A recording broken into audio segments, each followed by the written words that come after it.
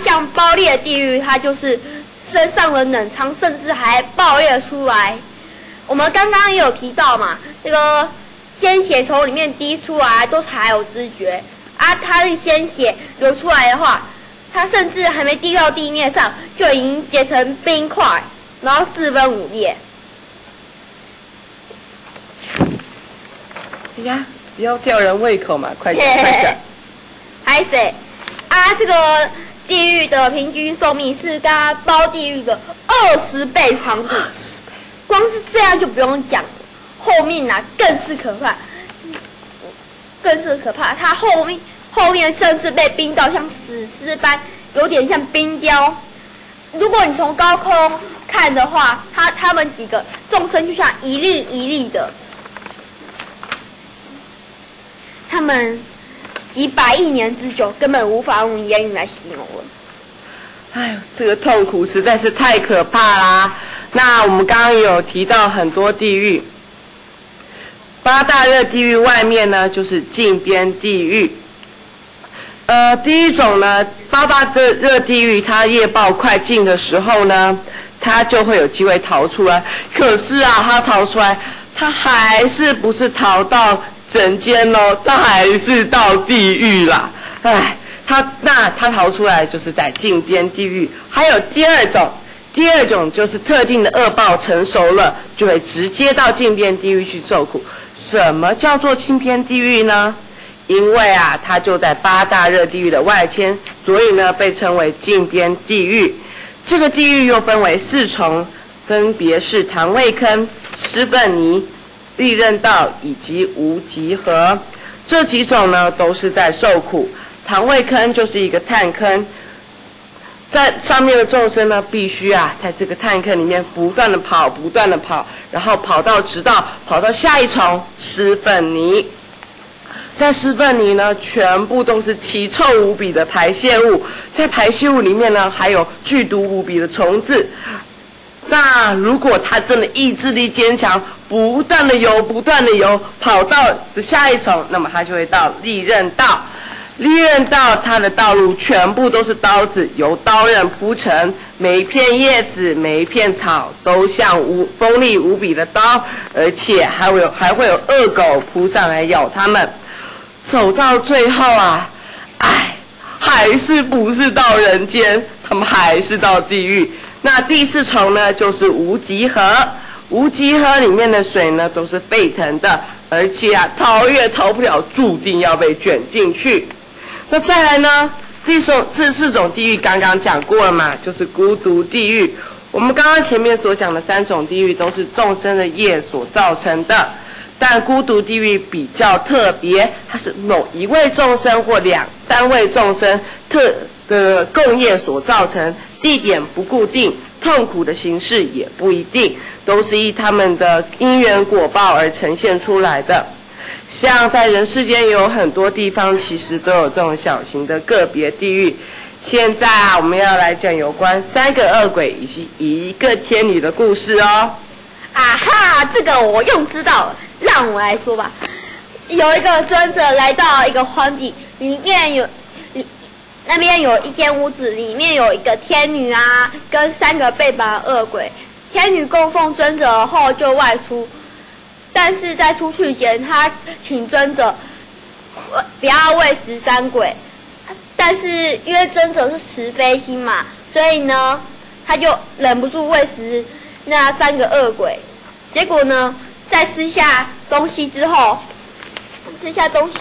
他们恶鬼的肚子突然像火烧一样，痛苦不堪。天女知道情况后，就将整件事情的来龙去脉告诉给尊者。原来天女生前是个善心的女人，曾经供养尊者，曾经供养圣人啊，但是她的丈夫跟2个孩子却刚好不认同他们，结果呢，还骂那个圣人说：“愿你吃下供养，在肚子里烧起来。”女人就说，这个女人就很生气，跟她的丈夫跟小孩回答说：“你们这么说会有果报，愿我到时候可以看着你们受苦。”结果全家人就造下一个共处于孤独地狱的因啊。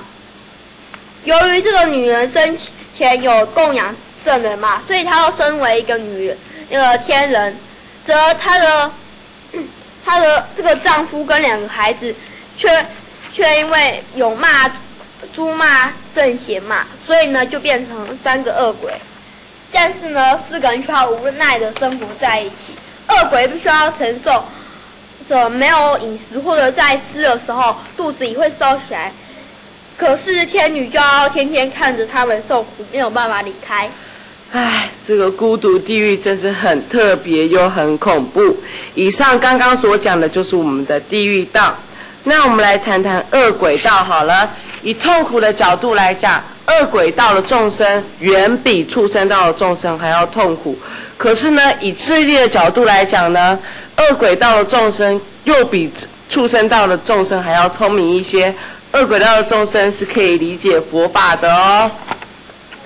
那像恶鬼道的众生呢，偶尔会在人世间走动，所以有一些有特殊眼睛的凡夫会看见他们。但是他们不像是地狱道的众生是群聚在一起，他们比较是分散各地居住的。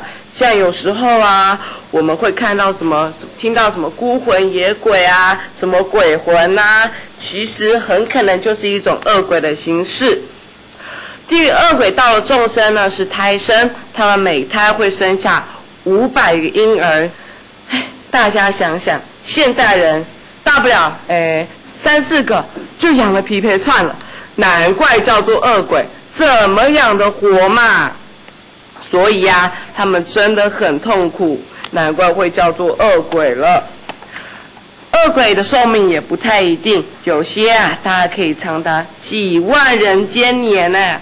好啦，恶鬼的叙述就到此啦，我们就欢迎下一组吴佩萱跟吴子莹来给我们叙述一下恶鬼道，谢谢大家。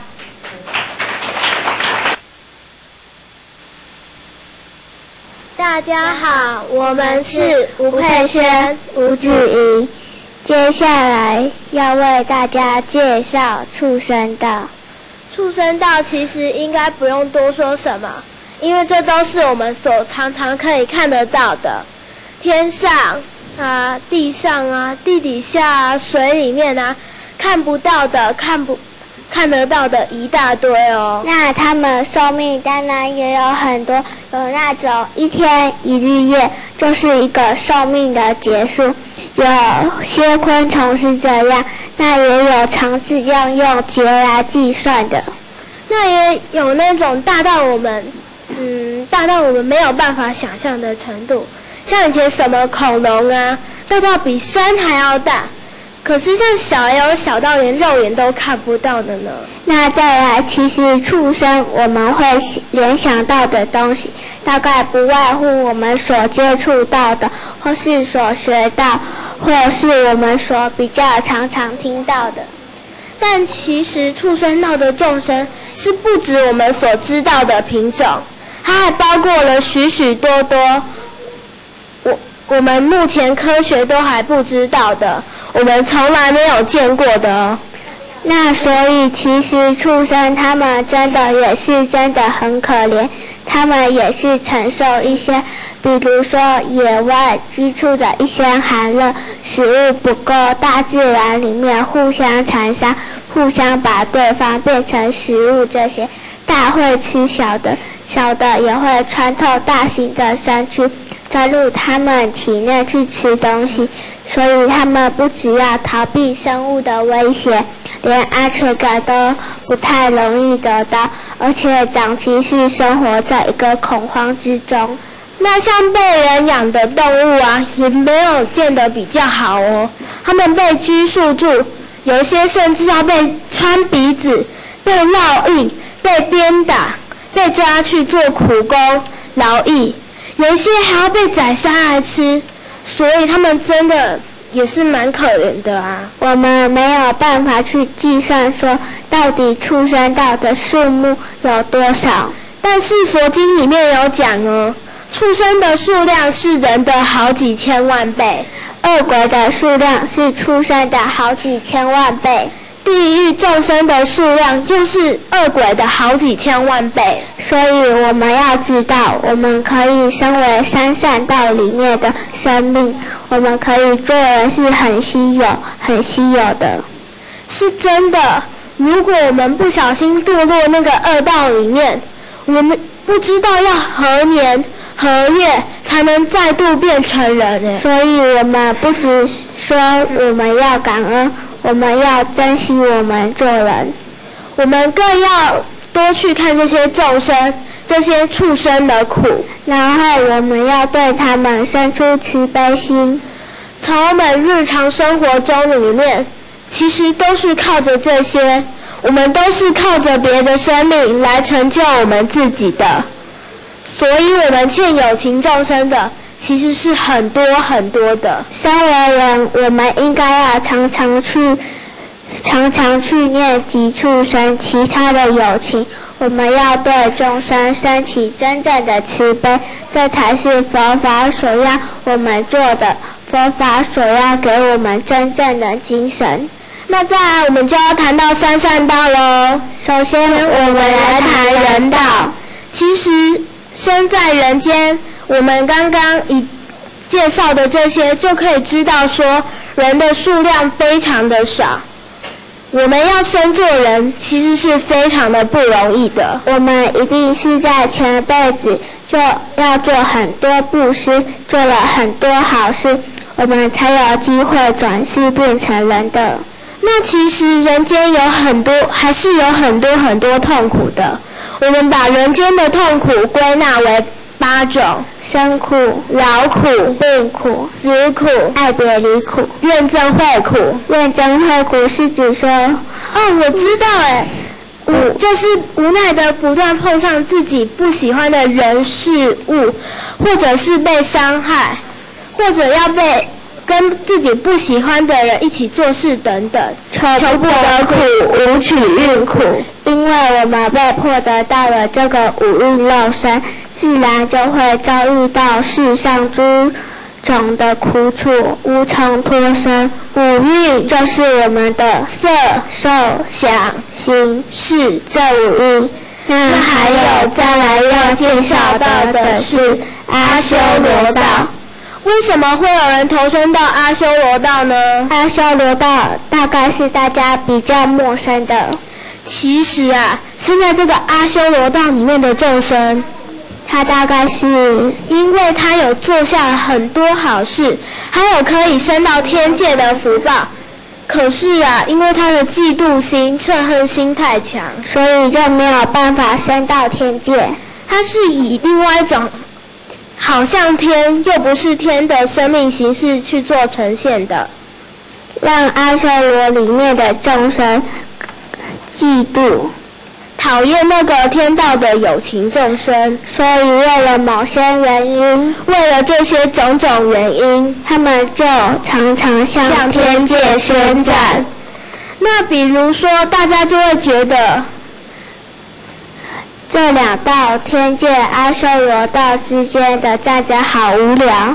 对干嘛要这样？他们都已经那么好了，还要去做一些无谓的战争，真的很无聊。可是我们反观我们自己，我们人世间不也是这样的吗？